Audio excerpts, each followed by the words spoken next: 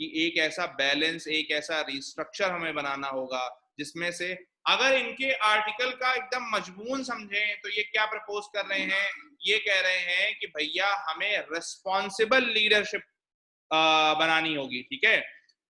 Is everyone for himself when the chips are down? That is not true of most communities, a village, city or nation when the social capital is strong enough to put the collective above the self.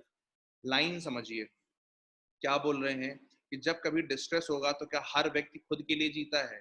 नहीं। अगर हमारी social capital यानी कि अगर हमारा जो human resource है, अगर हमारा एजुकेशन हेल्थ स्ट्रांग है, तो हम क्या करते हैं, हम अपने आप को कलेक्टिव एफर्ट को यानी कि नेशन को, सोसाइटी को अपने से ऊपर रखते हैं। But when it comes to the society of states it would seem that each nation is for itself. लेकिन जब हम ये सेम चीज ग्लोबली लगाते हैं तो क्या होता है, हर देश पहले अपने बारे में सोचता है, ठीक है।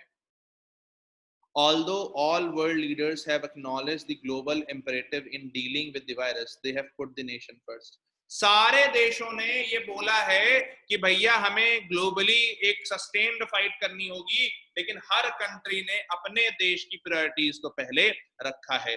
Not so fast. Sovereignty is certainly back. Sovereignty मतलब अपनी अपनी जो एक अपने डिसीजंस खुद लेने की क्षमता है, अपने जो एक तरीके से सेल्फ इंटरेस्ट देखने की चीज है। Solidarity is under stress but not dead. क्या बोल रहे हैं? सोवर्निटी यानी कि हर कंट्री का अपने लिए खुद डिसीजन लेने की जो क्षमता है, it is back, but solidarity is not dead though it is under stress. Solidarity under stress का क्या मतलब है कि जो हम दूसरे कंट्रीज के लिए काम करने की बात करते हैं, हम जो कलेक्टिव विल की बात करते हैं, हम जो दूसरे कंट्रीज को एम्पैथी दिखाने की बात करते हैं, that is not yet dead. फिर the drift is towards a middle path between extreme globalism and hyper nationalism। ठीक है, मैंने आपको शुरुआत में क्या बोला, इस भाई साहब इनकी खासियत ही यही है कि ये बिल्कुल मिडिल पाथ बताते हैं। क्या बोल रहे हैं? कह रहे हैं बहुत हाइपर नेशनलिज्म भी नहीं होना चाहिए कि बिल्कुल close the borders, do this do that, वो भी नहीं होना चाहिए, लेकिन ओवर्ट ग्लोबलिज्म भी नहीं होना चाहिए कि हम अपना वो छोड़ करके पहले हम उसमें जा रहे हैं, दूसरों की हेल्प करने जा रहे हैं, ठीक है। एक्सट्रीम ग्लोबलिज्म भी नहीं होना चाहिए। इसीलिए इंडिया ने क्या बोला है, हाइड्रोक्सी क्लोरोक्विन देते समय उन्होंने बोला है कि हम उन कंट्रीज को देंगे जब बहुत ज्यादा स्ट्रेस्ड है, ठीक है। The last few decades have seen the growing awareness of global problems like climate change and need for global solutions। पिछले कुछ सेंचुरीज में क्या हुआ है, जो पूरे विश्व के लिए प्रॉब्लम है, जो पूरे ग्लोब के लिए प्रॉब्लम है, उनको लेकर के अवेयरनेस बढ़ी है और उनको लेकर के कलेक्टिव एक्शन की, सामूहिक हल की बात लोग कर रहे हैं, ठीक है। The corona pandemic certainly adds to that consciousness, but as in the case of climate change, collective action is not easy. Collective action is not easy to come by। क्यों? क्योंकि ये एक बहुत बड़ी हेल्थ इमरजेंसी है, ठीक है। One of the first steps most governments took during the current crisis was to shut down their borders. The idea of a borderless world had gained much acceptance in recent years, but is now under serious questioning. Borderless state का मतलब ये है कि आप जो है अपने country को बिल्कुल पूरी दुनिया के लिए खोल दें, free movement of goods and peoples होने लगे। लेकिन चाइना के केस में जो हुआ, उसके बाद में ये फ्री मूवमेंट जो है ये अंडर स्ट्रेस हो जाएगा, इस बात को ध्यान रखेंगे, right. The corona pandemic certainly adds to that consciousness, but as in the case of climate change, ठीक है, ये मैंने बता दिया। But is now wonder how the US, Canada and Europe are outbidding each other in buying medical materials from China. They are ready to pay a hefty premium if Chinese suppliers break from an earlier commitment. Meanwhile, many nations, including India, have banned the export of much needed medicines and equipment to combat the virus। हमने क्या करा है, हमने जो है अपने यहाँ पर जो इस तरह के मेडिसिनल और इक्विपमेंट्स हैं उनको हमने बैन कर दिया है, ठीक है। और यूएस, चाइना और यूरोप जो है जिनके पास में ये मटेरियल्स नहीं है वो क्या कर रहे हैं, बिडिंग कर रहे हैं, चाइना से कह रहे हैं कि नहीं हम तुम्हें पैसा ज्यादा देंगे, ये तुम हमें दे दो, और चाइना क्या कर रहा है, उनको ये दे रहा है, ठीक है। तो लेकिन चाइना की जो क्वालिटी है वो भी अंडर सीरियस डाउट आ गई है, और चाइना के जो इंटेंशंस है उन पे भी क्वेश्चन हो गया है। क्यों? बहुत सारे कंट्रीज ने चाइना के जो मटेरियल है उन्हें वापस भी कर दिया है। Washington, which initially criticized other countries for limiting exports of essential drugs, has had no option but to go down that path as the toll from coronavirus rose rapidly. Donald Trump is angry with 3M, one of the leading American producers of masks, for exporting to other nations at a time of huge domestic shortfall.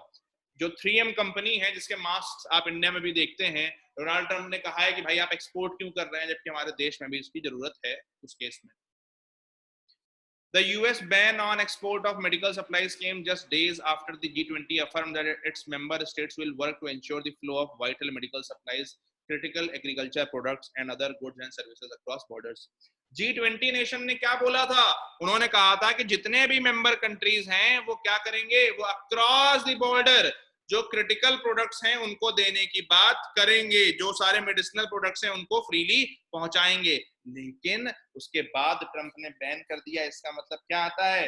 When it comes to national interest, globalism is not the solution, यानी कि national interest far outweighs, national interest far outweighs globalism, ठीक है। इस बात को ध्यान रखिएगा, ठीक है।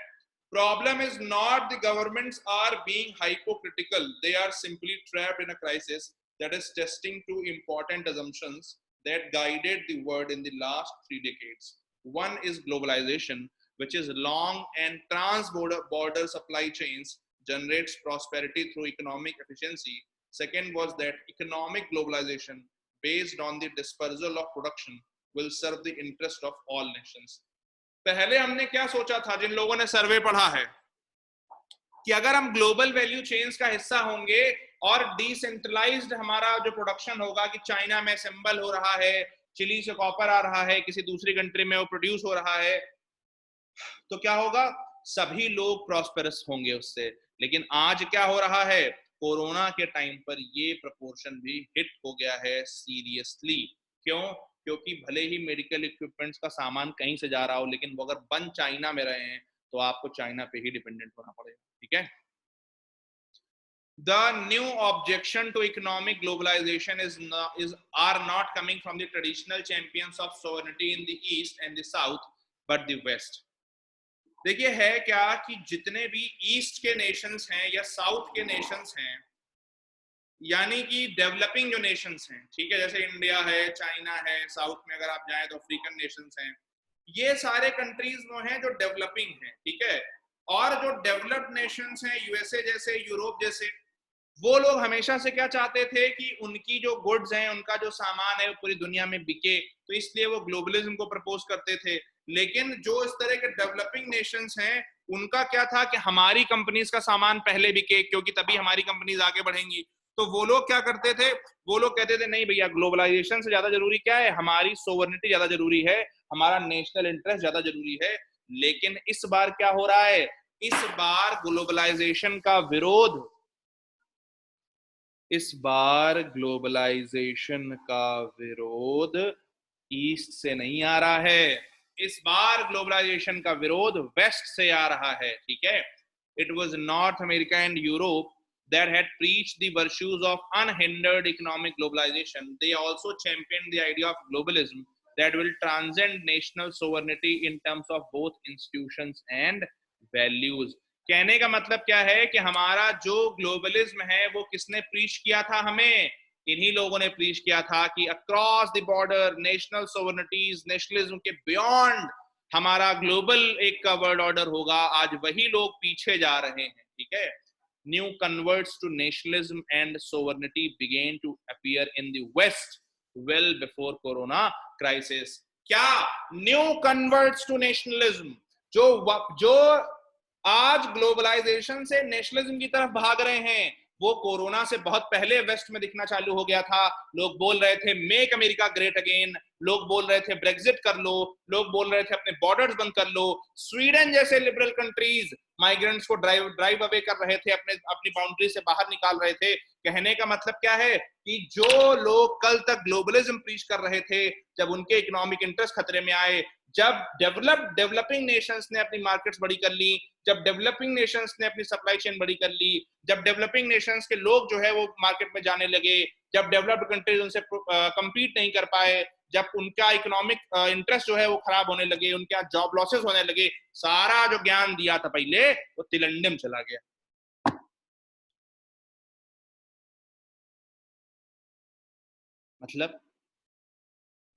मतलब ये कि ग्लोबलिज्म आपके लिए आइडियल नहीं था। ग्लोबलिज्म आपके लिए बस एक तरीका था अपने इकोनॉमिक इंटरेस्ट को प्रोपोगेट करने का, और हमारे संस्कार थे वसुधैव कुटुंबकम। Britain walked out of the European Union, claiming the need to take back control of its borders.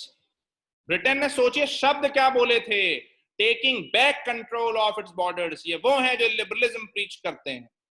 Storming the White House against all protections in 2016, Trump has sought to push Washington away from the trinity of America's post-war political commitments to open borders, free trades, and multilateralism.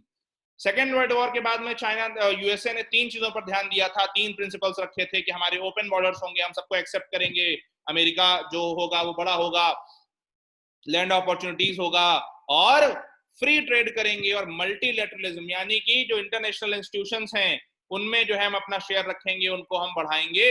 लेकिन Trump ने इन सब बातों को धता बताते हुए जो है make America great again के प्रिंसिपल पर वो व्हाइट हाउस में आए। For Trump and his team the corona crisis is confirmation of dangers of excessive globalisation.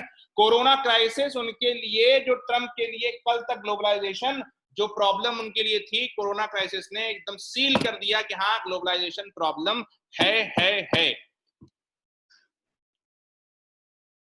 फिर आते हैं लिबरलों के ब्लू बॉय पर, Emmanuel Macron.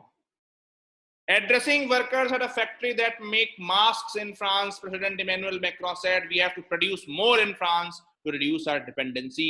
We must rebuild our nation and European sovereignty." क्या हुआ? Same चीज, retreating back. आज अपने इकोनॉमिक इंटरेस्ट हर्ट हो रहे हैं तो नेशनलिज्म याद आ रहा है। कल तक जब कहते थे हम लोग तो कहते थे अरे ये तो नेशनलिस्टिक है, नेशनलिज्म को गाली समझा जाता था।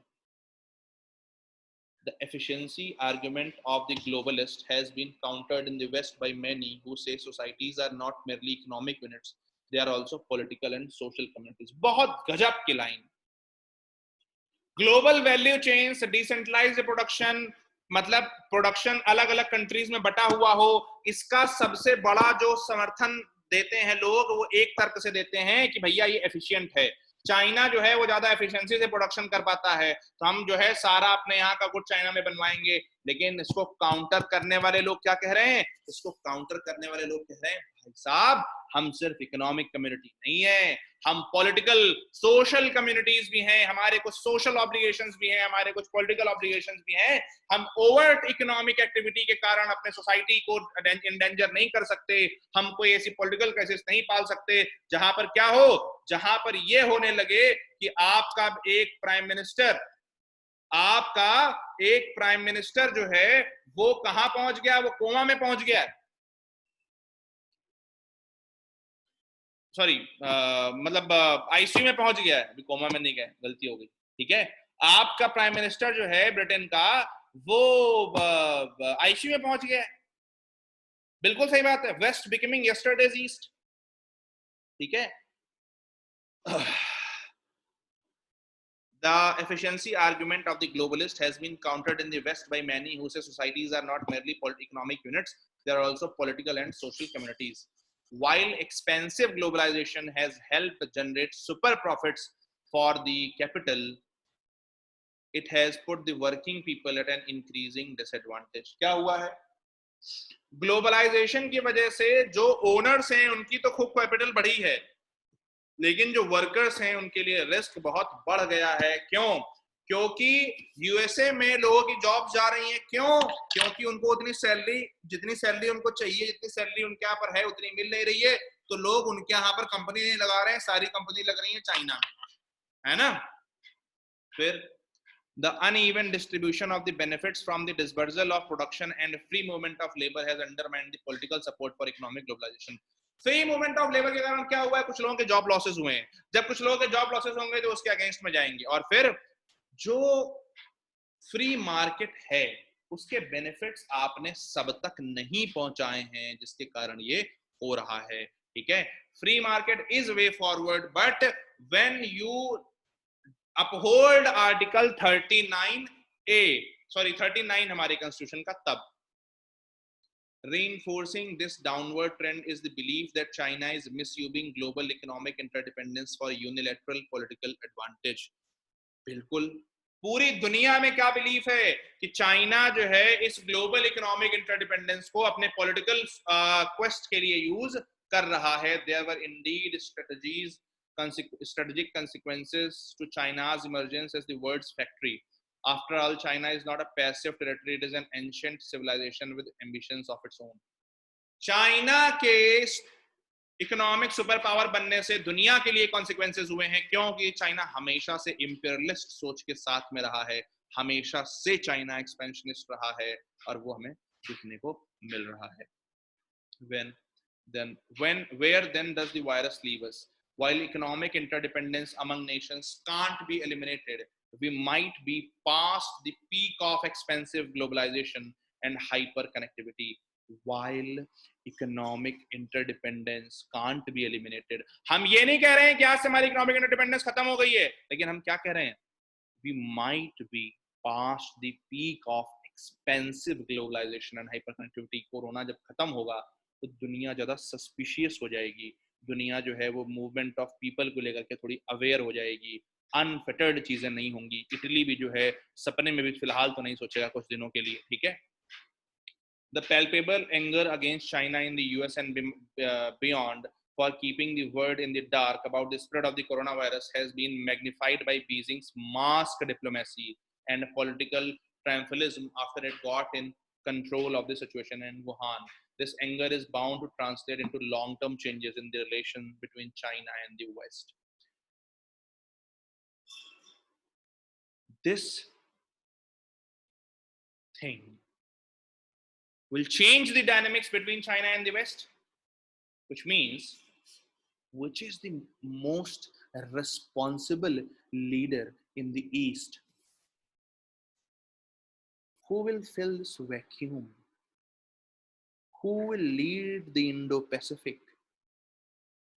For which country the opportunity is greatest to lead the Asia-Pacific, to lead many conflict-ridden countries, to be responsible about it?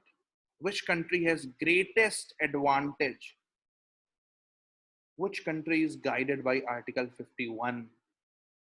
India, India, India. That leaves us with a huge opportunity to show the world that we are the responsible ones, we are the responsible leaders, and we will be guided by your priorities. We will be guided by your priorities. Right? Out of this restructuring, new internal conditions are likely to emerge. Even as world leaders put their own respective nations first, they will also explore new forms of solidarity, like we explored by exporting hydroxychloroquine. Right? तो ध्यान रखिएगा, जब जब भैया आएंगे तब तब आपको इन्हें पढ़ना होगा। ठीक है, बोरिस